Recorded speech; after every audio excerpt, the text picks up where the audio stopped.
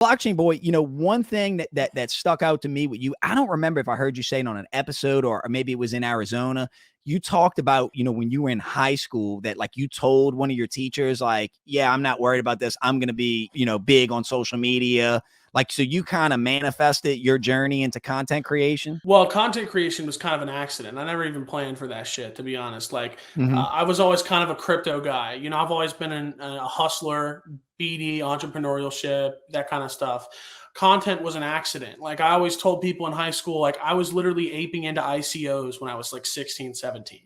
So, dude, we were really out here doing it. Mm-hmm. And I even have the receipts from all my old Telegram chats. So, very, very exciting time to be alive and to do it. But yeah, content creation was something I did accidentally.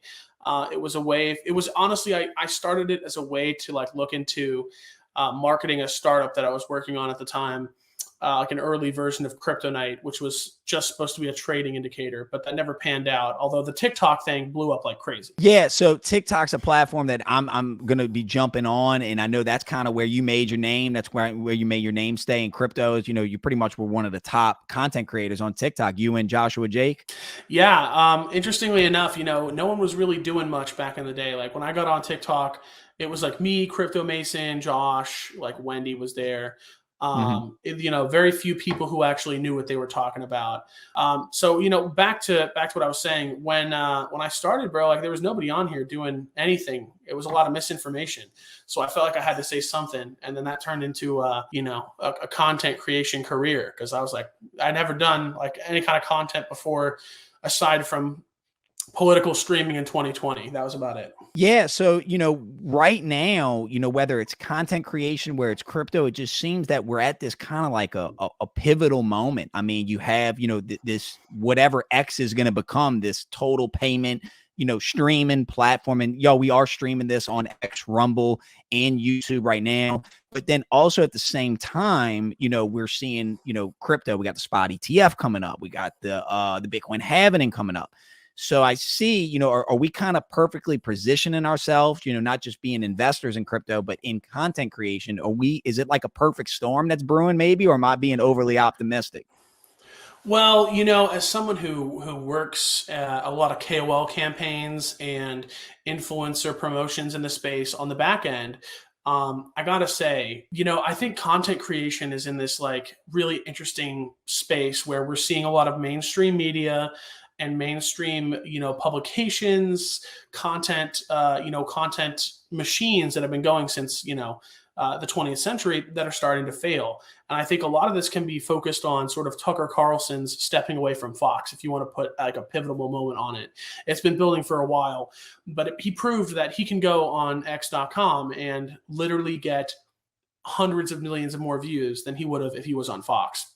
So I'm very bullish on alternative media, partly because of the decentralization of the dissemination of information through platforms like X, like YouTube, but also because I think that most journalists are full of shit. They have an agenda. They're in the pocket of somebody. I'd much rather get my news from some guy on the ground on TikTok than I would, a mainstream media reporter.